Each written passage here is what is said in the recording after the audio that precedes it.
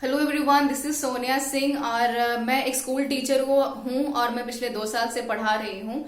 पिछले 2 साल से पढ़ाते हुए मैंने महसूस किया कि मैं एजुकेशन सिस्टम का एक बहुत इंपॉर्टेंट हिस्सा हूँ, क्योंकि हमें एक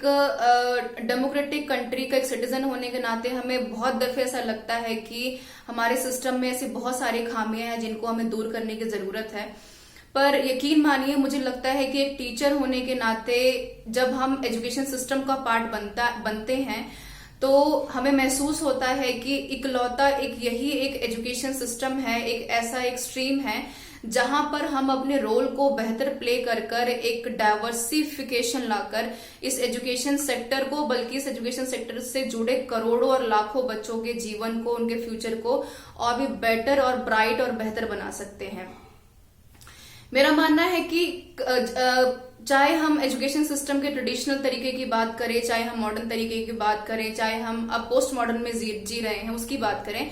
पर हम इस चीज को नकार नहीं सकते कि एजुकेशन की जो वैल्यू है, शिक्षा और शिक्षक का जो महत्व है वो कभी भी कम नहीं हुआ है। उसकी इम्पोर्टेंस डे टू डे बढ़ी ही है।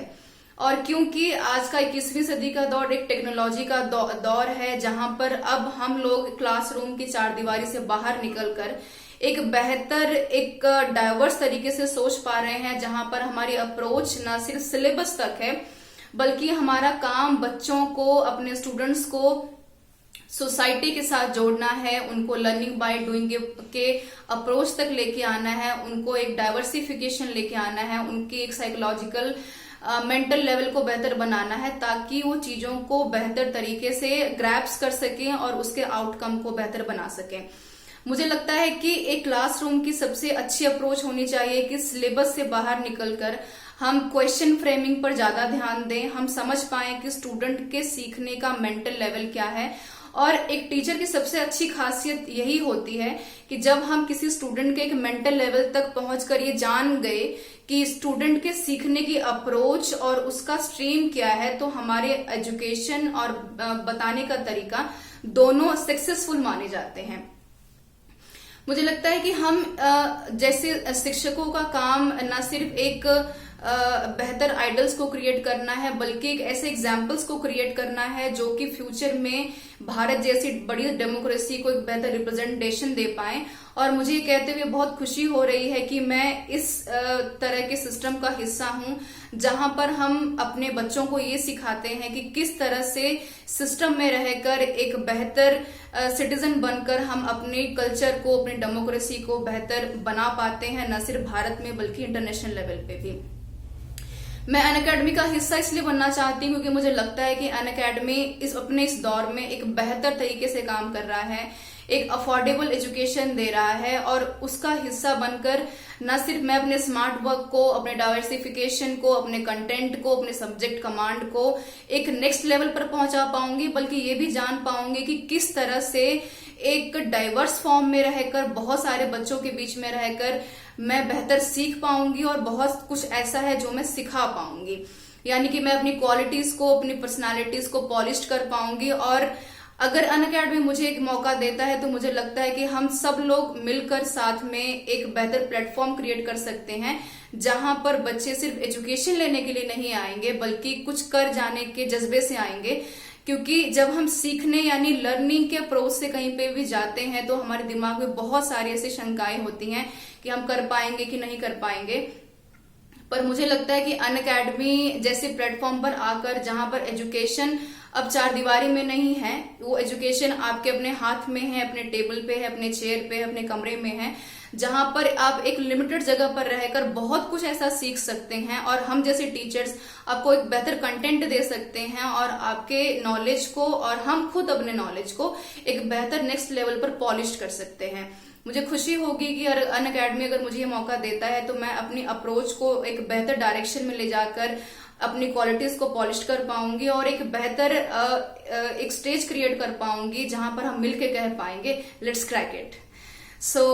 ये बात है अनअकैडमी को ज्वाइन करने की। और अब बात करते हैं भारत जैसे बड़े देश में, जहां पर इतिहास में बहुत सारे ऐसे लोगों का योगदान रहा है, जहां पर लोगों ने समय समय पर अपने अपने योगदान को एक पॉजिटिव तरीके से एनरोल किया है।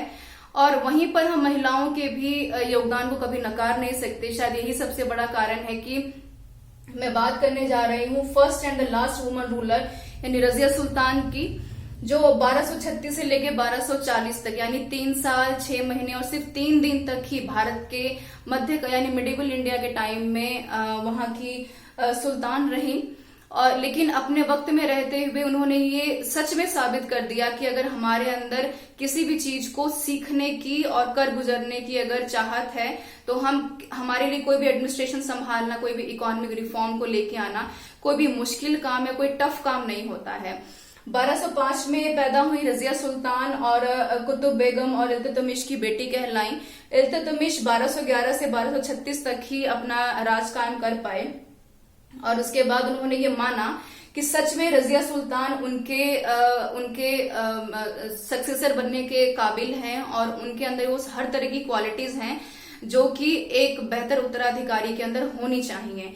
1211 के आसपास और 1236 के अगर टाइम पीरियड की बात करें तो उस बीच में भारत में बहुत सारे ऐसे विद्रोह हो रहे थे। जलालुद्दीन भी भारत आ चुके थे, मंगोलों का अपना एक अलग आक्रमण था। उस बीच में जब इल्तुतमिश ग्वालियर गए तो एक छोटा सा जो टाइम पीरियड था उसमें रजिया सुल्तान को मौका दिया गया कि वो बेशक आकर ग्वालियर जाने के बाद आकर दिल्ली सल्तनत में इल्तुतमिश की गद्दी को संभालें और ये साबित करें कि उनके रहते हुए किस तरह से वो अपने क्वालिटीज को और भी ज्यादा पॉलिश कर पाएंगे। जब इल्तुतमिश ग्वालियर से वापस आए तो उन्हें ये देखकर काफी हैरानी हुई कि जिस तरह की उत्तराधिकारी की वो उम्मीद कर रहे थे, सच में रजिया सुल्तान के अंदर वो हर तरह की क्वालिटी है जो उनके राज्य को और उस राज्य में रहने वाली प्रजा को एक बेहतर डायरेक्शन दे सकती है। यानी हम हक से कह पाएंगे कि हमने एक बेहतर रूलर को भारत में डेवलप करने की एक अच्छी कोशिश की है। बहरहाल 10 नवंबर 1236 के आसपास जलालुद्दीन रजिया गद्दी पर बैठती हैं और आप सच में मानिए कि उनके अंदर जो कॉन्फिडेंस था, जो एक सैगेशियस था, एक कॉन्फिडेंस जो निकल के आया था वो बहुत बेहतरीन था। उन्होंने न सिर्फ पर्दा प्रथा को छोड़ने तक की बात कही। अब मानिए कि मैं आज से 900 साल की पहले की बात कर रही हूँ, जहां पर आज भी अगर हम 21वीं सदी में 2021 में पर्दा प्रथा की अगर बात करें तो अपने आप में एक बहुत डिबेटेबल टॉपिक बन जाता है। लेकिन 900 साल पहले अगर कोई राजकुमारी अगर ये बात कह रहे कि मैं पर्दा प्रथा छोड़ देनी चाहिए तो अपने आप में काफी ज्यादा सराहनीय बात है। चाहे मैं उनकी इकोनॉमिक अप्रोच की बात करूं, जहां पर उन्होंने जीतल और टंका जैसे सिक्कों को टकसालों के थ्रू छपवाया और न सिर्फ उस पर अपनी फोटो लगवाई और ये भी खुद को जलालुद्दीन रजिया भी कहलाया। तो ये अपने आप में काफी ज्यादा बड़ी बात थी। मिनहाज सिराज की एक किताब है तबकात नासरी, उन्होंने भी इस बात में कहा कि अगर रजिया सुल्तान भारत में एक बेहतर वक्त तक, एक एग्जैक्ट टाइम पीरियड तक अगर राज कर पाती तो शायद हम हक से कह पाते कि हमारे पास एक बेहतर शासक रहा है।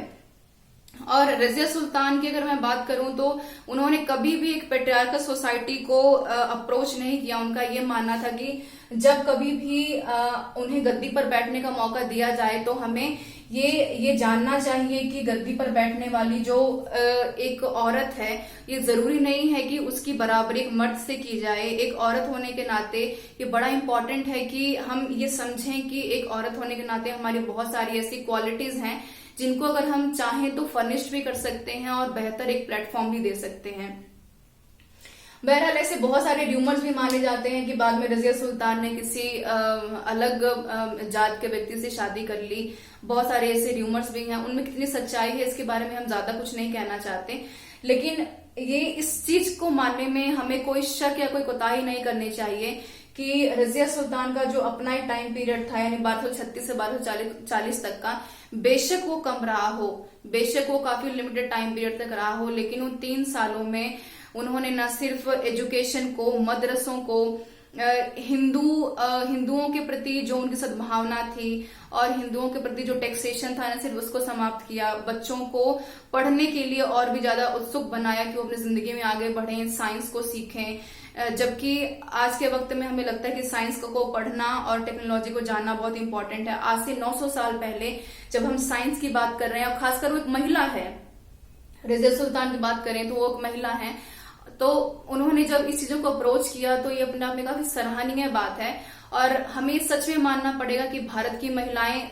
हमेशा से ही सशक्त रही हैं, खुद को बेहतर प्रदर्शित करने में, चाहे वो हड़प्पन की बात हो, चाहे वो क्विट इंडिया मूवमेंट की बात हो, और फिर चाहे ओवरऑल कॉन्टेक्स्ट यानी रजिया सुल्तान की बात हो, जिन्होंने ये कहलाया कि she is seriously a first and the last woman ruler, जिन्होंने ये साबित कर दिया कि राजगद्दी पर बैठने वाला हर एक व्यक्ति वो पुरुष नहीं होता। अगर हमारे अंदर एक बेहतर काबिलियत है, उससे फर्क नहीं पड़ता कि हम किस जेंडर से हैं, हम किस सेक्स से हैं। हमें बहुत जरूरी होता है ये जानना कि किसी भी चीज को जानने, सीखने और कर गुजरने का जो जज्बा है हमारे अंदर कैसा होना चाहिए। और शायद यही सबसे बड़ा कारण है कि इल्तुतमिश ने बड़े भरोसे के साथ रजिया सुल्तान को राजगद्दी सौंपी, और 3 सालों का 6 महीने और 3 दिन का जो एग्जैक्ट टाइम पीरियड था, उसमें रजिया सुल्तान ने सच में साबित कर दिखाया कि किसी भी काम को अगर हम ठान ले तो उसे हम छोटा नहीं मान सकते, उसको कर गुजरना, उसको पूरा करना, ये एक बहुत बड़ी काबिलियत होती है। और ये सिर्फ रजिया सुल्तान के नहीं, मुझे लगता है कि भारत में हर एक महिला में ये क्वालिटीज हैं।